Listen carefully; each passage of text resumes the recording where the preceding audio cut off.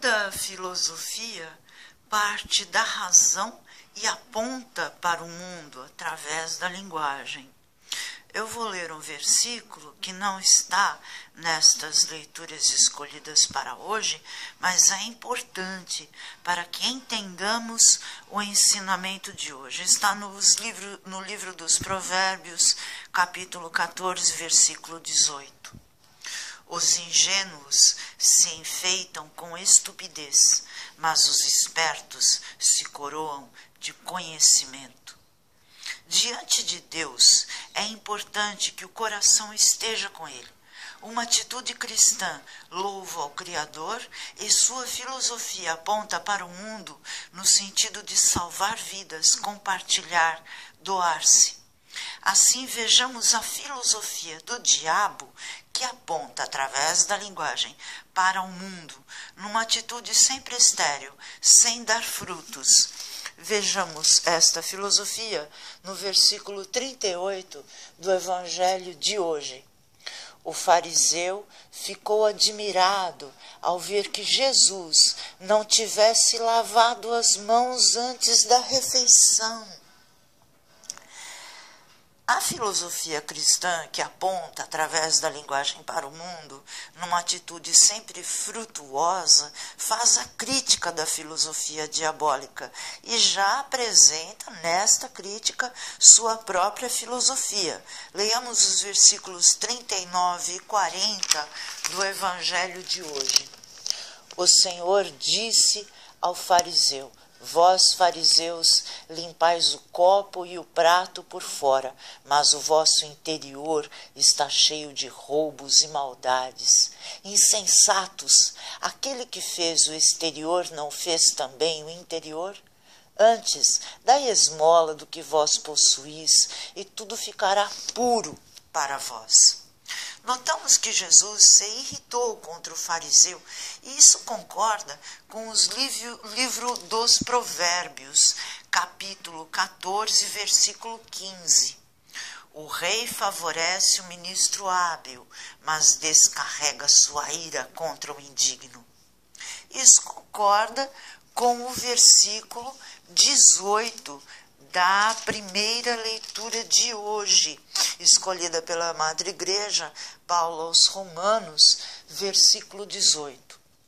Por outro lado, a ira de Deus se revela do alto do céu contra toda a impiedade e iniquidade dos homens que em sua iniquidade oprimem a verdade.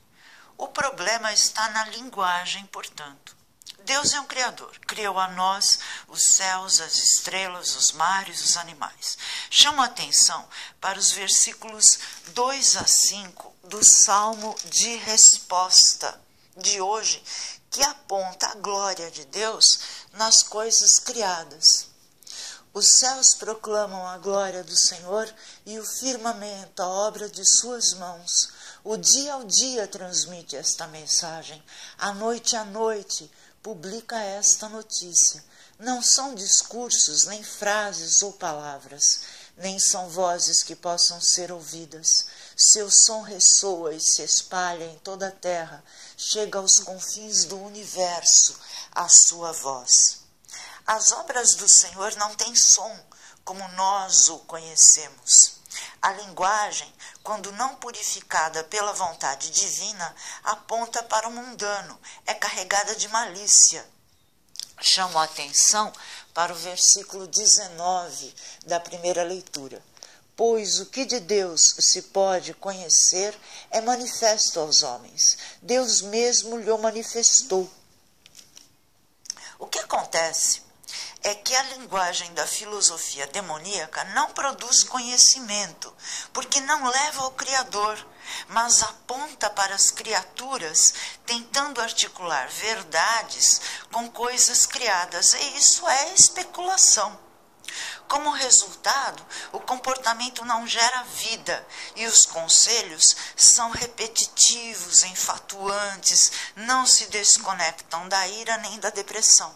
Não vencem a dor porque são movidos pela dor. Não há esperança e no lugar dela há o orgulho, a mentira, a frustração, a crueldade. Eu cito o livro dos Provérbios 1, 29 a 31. Vocês recusaram o conhecimento e não escolheram o temor do Senhor.